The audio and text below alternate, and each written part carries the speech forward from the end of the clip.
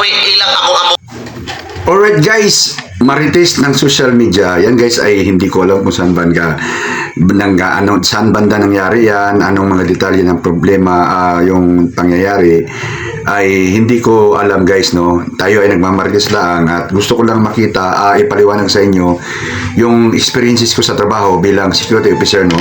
So nakita ko yan guys, yung mag-asawa, hindi ko alam kung anong negosyo nila, hindi ko alam kung mga money changer ba or ano, basta hindi ko alam. Basta nakikita mo sa video ay nakalatag yung kanilang pera doon sa opisina nila. So ang tansya ko doon sa mag-asawa, parang hindi sila aware sa bansa. Hindi ko alam kung sa Pilipinas ba talaga yun nangyari. Basta anywhere, basta yung kanilang kuan ba, yung tinawag na security measure ay napaka tinatawag na delikado. Open sila, tapos wala pa silang panglaban. Okay sana kung meron din silang sarili ding baril, no? Para kuan, no? Kaya attention ba sa mga transaction ng mga customer nila. Ang kanilang pinaka security measure lang na ginawa ay ang may CCTV sila, no? Siguro inisip nila pag may mang hold up ay ibibigay lang nila, tapos tsaka na lang imbestigahan or i-trace yung mga mukha kasi may CCTV, no. Yun ang nakikita kong kanilang pinaka security mission nila doon sa kanilang negosyo. Tapos palagi nakalatag yung kanilang pera doon sa parang kanilang opisina, which is napaka-delikado sa mata ng mga kriminal. So hindi lang siguro yon isang araw na pinag-aralan ng mga suspect. Talagang matagal silang minanmanan ng mga suspect bago sila siguro tinira ng ganon. At yung criminal naman ay hindi na tumutok ng baril, hindi na nagsabi na hold up to or kuan. Talagang diniritsa sila ng baril kasi nga inisip niya yung lalaki ay medyo may kalakihan sa kanila, no. Maliliit lang yung mga hold-upper eh. So inisip nila baka makalapang laban ay sila pandisgrasya, kaya agad-agad talagang tinira na sila agad ng mga hold-upper, no. So bakit tayo nagre-react dito guys? Una-una, yung security measure natin dapat kailangan maging kuwan tayo. Kumbaga ang mga kriminal kasi guys ay tumatabla na sila. Wala na silang pakialam sa buhay nila, sira na buhay nila, no. Nananabla na lang sila, ika nga, wala na nating to lose, ika nga. So kung ikaw negosyante ay wala namang problema sa mga negosyong ginagawa natin na mga pabarya-barya lang, walang nagkaka-interest dyan kasi barya-barya nga lang. Kaya lang pagkasidyo malakihan na, dapat yung security mission natin ay talagang dapat ay secure palagi. Palagi kong nakikita, minsan na bumibili ako sa mga convenience store ngayon, nakikita ko, tinatanong ko yung mga cashier, buti hindi ka natatakot na ma-hold up dito. Una-una, wala kang security guard. Pangalawa, babae ka. Pangatlo, ay yung kaha mo ay nakabalandra lang. Anong panglaban dyan, sabi ko. Ang sabi nila, ibigay na lang namin. Kasi nga may CCTV na. Well, walang problema kung ganon. Ang problema nga kung bigla-bigla kang tirahin, no? So, supposed to be ang pera. Okay guys, ang pera ay masakit sa mata yan ng mga kriminal. Pag nakikita nila, lalo na yung mga negosyante na careless silang pinapashow nila sa mga tao, ay talagang kuwan yan. So dapat ang pagkuhan sa pera, pagbilang, pag-arrange ng pera, kung meron mga maraming pumapasok, ay supposed to be dapat hindi nakikita ng publiko yan. Kasi pag nakikita yan, hindi agad-agad titira yan. Mag-aaral pa yan, pag-aaralan ka muna, no?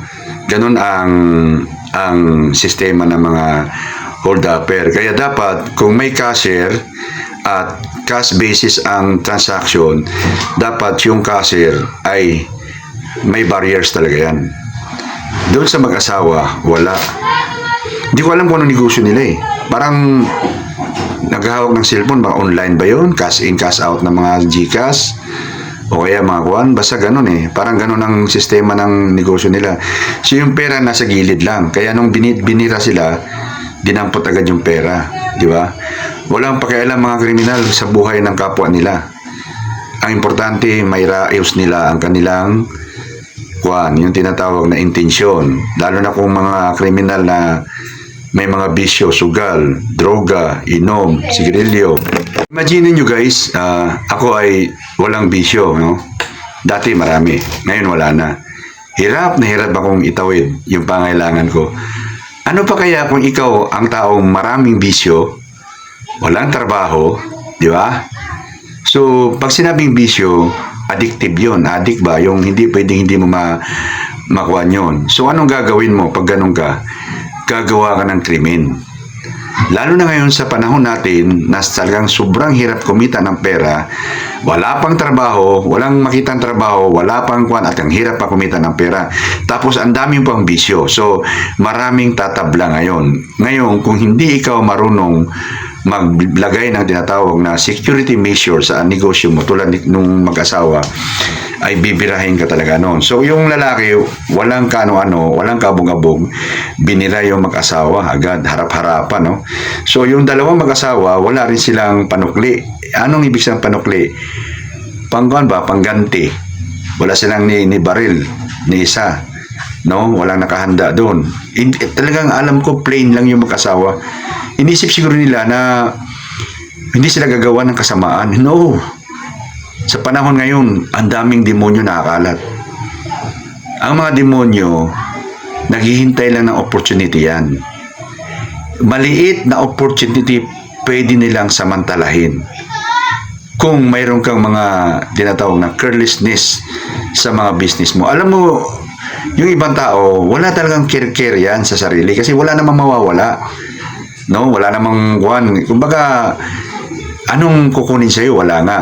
Pero kung ikaw ay ika nga, mayroon ka sa sarili mo, may makukuha sa'yo, andap ka, ingat ka. So yung mga security measure mo, kung hindi mo kayang mag-hire ng security guard dahil mahal ang security guard, doon tulad nung dalawang mag-asawa, open na open yung cashier nila.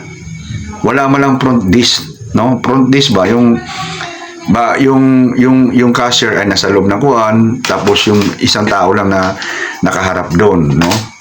Ika nga, kung di sila kaya mag-hire ng tao, di asawa niya dito sa likod, yung babae, yun ang magka-cashier, no? Magka-cashier yun. Tapos yung lalaki ang magpo-front desk, no? Kung gusto niya. Ngayon, kung wala naman, nag-iisa ka lang, pwede kang humarap doon, front desk ka, nakalock yung kuan mo, yung cashier mo, yung pinaka-opisina ng cashier mo, yung doon sa pera. Nakalock yun at tinted yun. Hindi kailangan makita sa labas na nagbibilang ka o nag-a-arrange ka ng pera. Yun ang pinaka-safety doon. Malibang doon sa CCTV, no? Kung mayroon kang kakayahang bumili ng sarili mong baril, bakit hindi? Para may panukli ka lang, no? So, doon ang nakikita kong medyo lapses doon sa mag-asawa na parang plain sila na siguro maka-Diyos yung mga yun, ano ba? Na wala, hindi gagawa yan in the name of ganito. No. Walang Panginoon ang mga demonyo. Walang konsensya. Walang halang ang kanilang mga bituka. Wala yang kuan, walang hindi uso sa kanila ang tinatawag na karma. Hindi uso yan. Iraraos nila ang kanilang pangangailangan, whether sa mabuting paraan o sa masamang paraan, gagawa yung mga yan. Kaya kung kayo mayaman ngayon, kailangan maging ang security mission nyo, especially sa mga business, mga negosyante na malalaki, ay dapat talagang safety first muna. No, lalo na sa panahon ngayon. Maliban lang kung talagang tulad namin na talagang kakalat-kalat lang kami kasi nga wala naman kami. Anong kukunin mo sa amin, no? Wala, no? Walang kukunin. Kaya tabla-tabla lang talaga kami kung magkaroon ng ganun, tabla-tabla na lang talaga, no? Kasi walang makukuha sa amin eh. Pero kayo mga mayayaman diyan, ay nako. Wag, lalo kung nagbibilang-bilang kayo ng pera, nakakainis. Kaya nga ako minsan, naiinis din ako minsan dahil lalo na sa mga online, no? May mga vlogger na sobrang yaman na hindi mo maiwasan yung mainggit, no?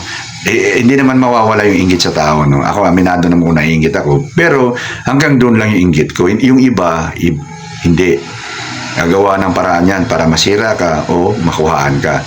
So, ito lang po yung pinaka natin, pinaka lesson learned dito sa video na to, na pag ikaw mapera, maraming pera, o kaya transaction mo maramihang pera, wag mong payaang makita ng mga tao sa publiko na nagbibilang ka ng pera, nag-arrange ka ng pera. Kasi may isikwe ko lang, no, may nakita rin ako sa video na yung kanyang kumare,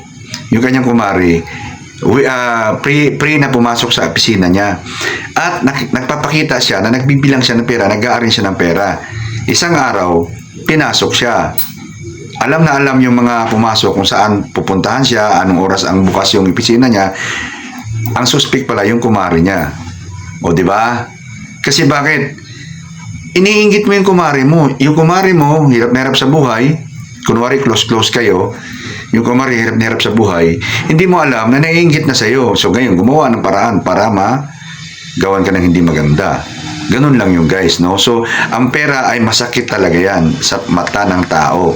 Especially kung naghihirap na yung tao. Di ba? Yung inggit, mahirap kalabanin yung inggit eh, no?